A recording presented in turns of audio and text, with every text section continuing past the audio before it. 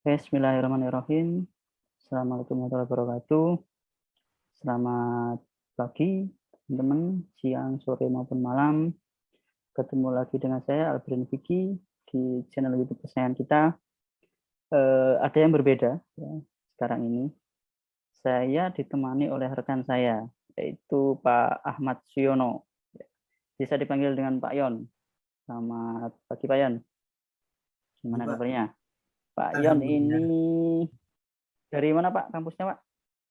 Saya dari Universitas Islam Riau, Pak, Pekanbaru. Universitas Islam Riau Pekanbaru. Ya, kebetulan saya sama Pak Yon ini satu kelas ya di S3 Pendidikan Ekonomi Universitas Negeri Malang ya. Saat ini kita mendapatkan tugas ya, yaitu membahas tentang materi ilmu, filsafat, dasar-dasar pengetahuan budaya dan perubahan nilai. Ya, kita dibimbing oleh Profesor Dr. Heri Pratikto. Assalamualaikum Prof. Sudah menonton video kita.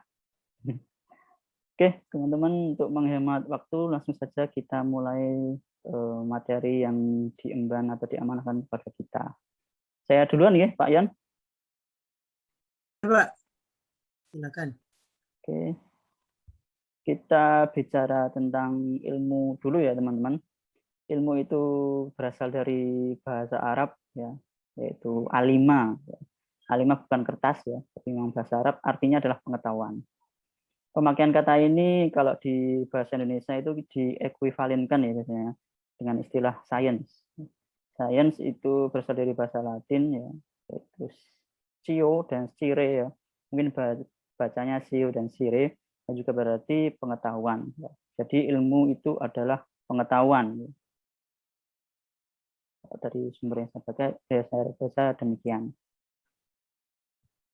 Oke, teman-teman, kita lanjut ya. Di sini ada isi dari pengetahuan ilmu ya. Apa saja sih isinya? Ada 3, hipotesis, teori, dan dalil hukum ya. Ilmu itu mengandung 3 kategori ya.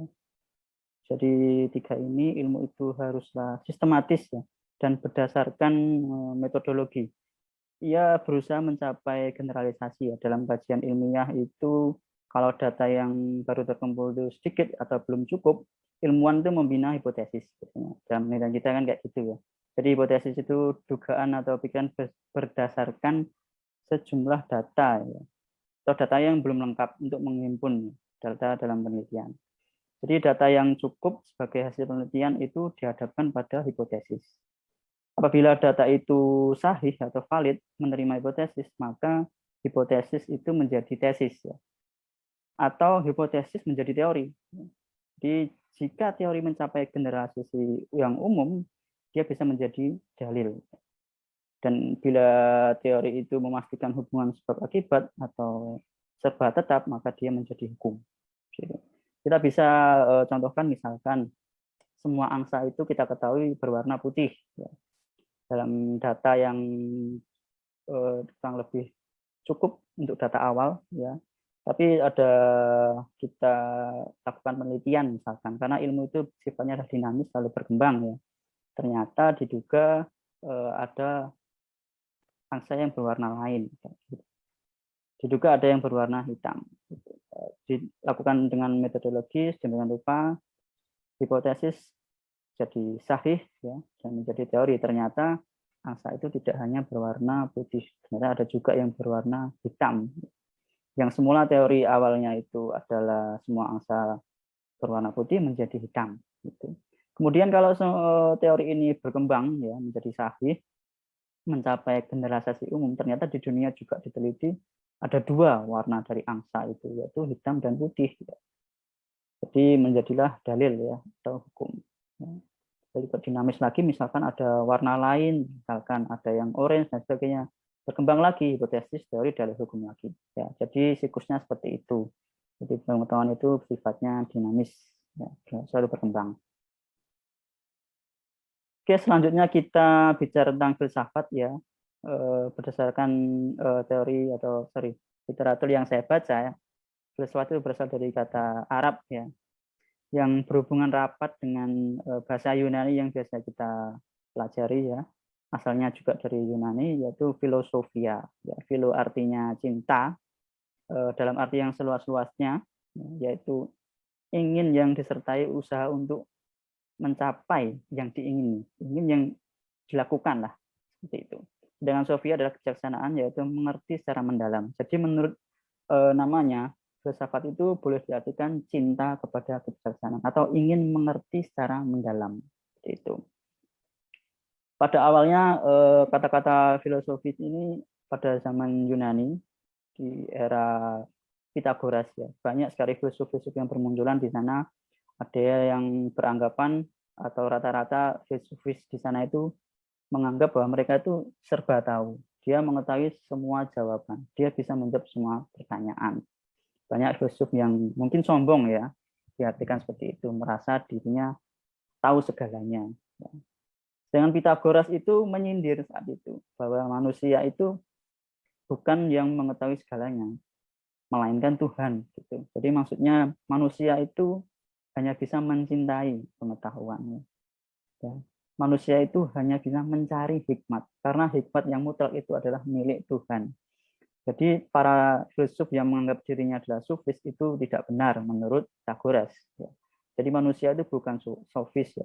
Manusia itu adalah filosofos ya, mencari kebenaran. Gitu. Yang berhak menjadi sofis itu hanyalah Tuhan menurut Pitagoras. Ada banyak ya pengertian filsafat menurut Plato, menurut Aristoteles ya. Ada yang mengatakan Plato ini pendidikan tentang sebab akibat dan asas-asas yang paling akhir. Kalau Aristoteles ini filsafat adalah ilmu yang pengetahuan senantiasa berupaya mencari prinsip dan penyebab-penyebab realitas yang ada. Selanjutnya dasar-dasar pengetahuan ini saya kutip sedikit saja, nanti dilanjutkan rekan saya Pak Ian ya, secara epistemologis. Pengetahuan itu berasal dari bahasa Inggris yaitu knowledge. Di Ensiklopedia Filosofi dijelaskan bahwa definisi pengetahuan adalah kepercayaan yang benar. Sementara terminologi dikemukakan beberapa definisi tentang pengetahuan, yaitu ada dua, ada yang dari Kamus Filsafat, ya. Ada juga ini dari John Dewey. Dari Kamus Filsafat ini dijelaskan bahwa pengetahuan atau knowledge adalah proses kehidupan yang diketahui manusia secara langsung dari kesadarannya sendiri. Sedangkan si John Dewey ini lebih keras ya, mengatakan bahwa pengetahuan dengan kebenaran atau knowledge dengan truth itu adalah suatu hal yang sama. Jadi kalau pengetahuan itu tidak benar, kalau pengetahuan itu sebenarnya menurut dia haruslah benar. Kalau tidak benar itu maka menurutnya adalah sebuah kontradiksi.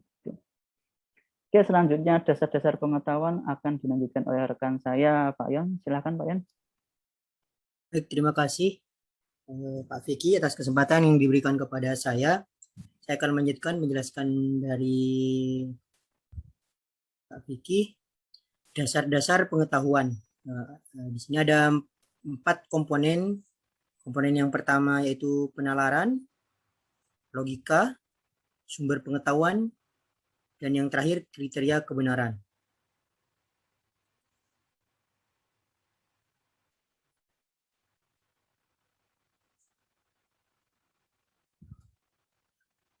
Penalaran. Penalaran dapat diartikan sebagai suatu proses berpikir dalam menarik suatu kesimpulan yang berupa pengetahuan. Jadi ada kalanya pengetahuan itu diperoleh dari seseorang melakukan proses berpikir lalu menarik kesimpulan. Manusia pada hakikatnya merupakan makhluk yang berpikir, merasa, bersikap, dan bertindak. Penalaran menghasilkan pengetahuan yang dikaitkan dengan kegiatan berpikir dan bukan dengan perasaan, meskipun seperti dikatakan Pascal, hati pun mempunyai logikanya tersendiri.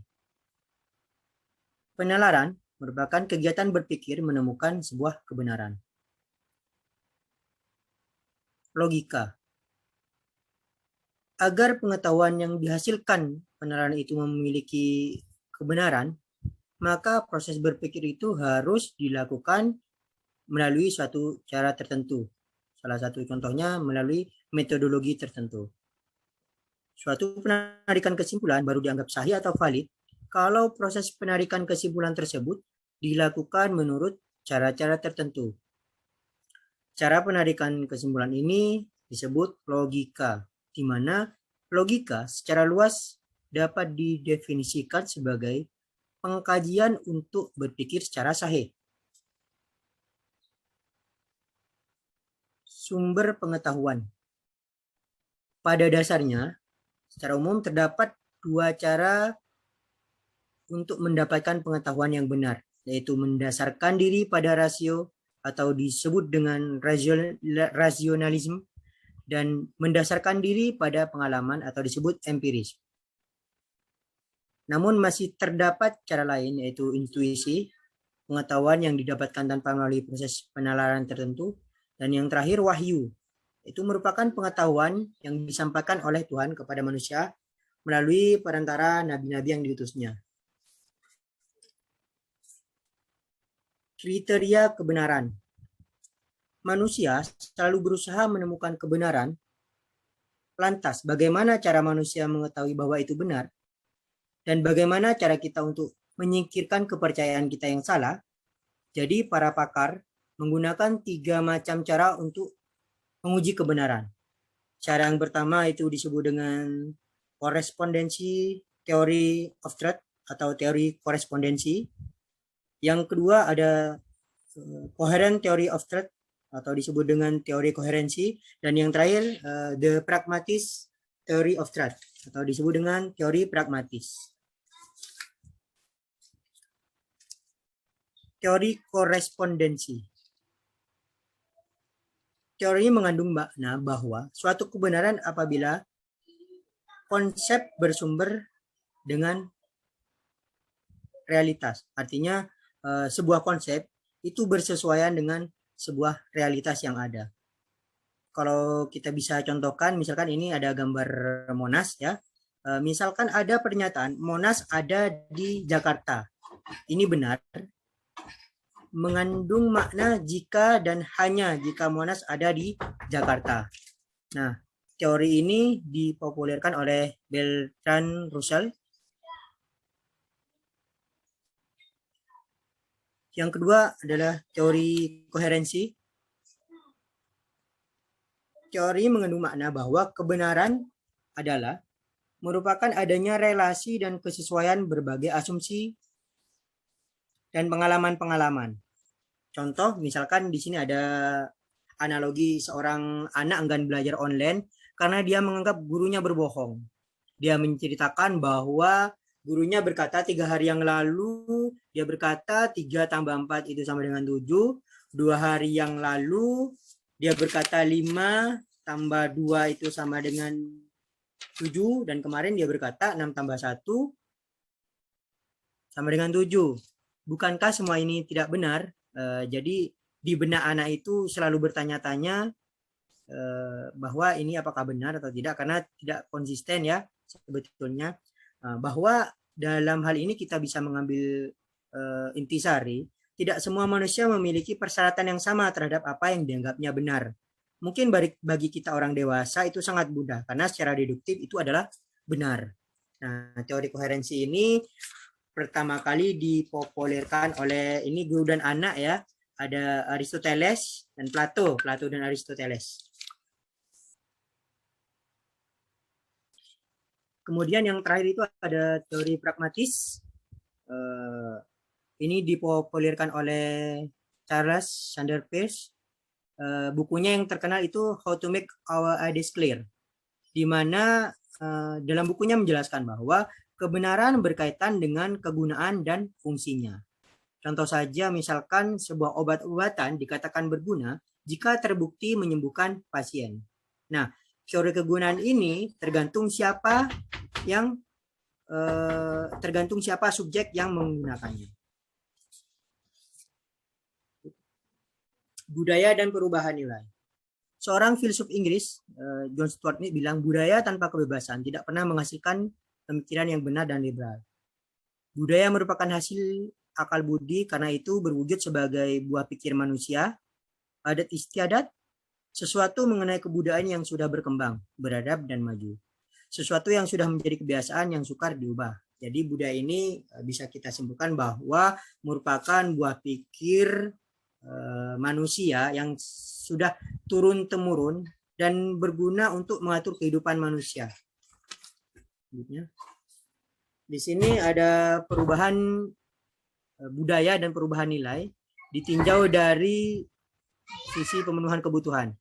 Sistem perekonomian pada masyarakat tradisional memiliki ciri-ciri subsisten, cukup memenuhi kebutuhan dasar dengan insentif yang bersifat moral dan sosial. Artinya mereka memenuhi kebutuhan dengan mencari nafkah pada saat itu, kemudian digunakan untuk memenuhi kebutuhan pada saat itu juga. Dan hal ini berbeda dalam masyarakat modern, bahwa pada saat masyarakat modern seperti saat sekarang ini, sistem ekonomi mengejar kepuasan kebutuhan yang berlimpah dengan mekanisme pasar yang berdasarkan insentif ekonomi, sehingga mereka berlomba-lomba untuk bekerja keras dan memaksimalkan produktivitas.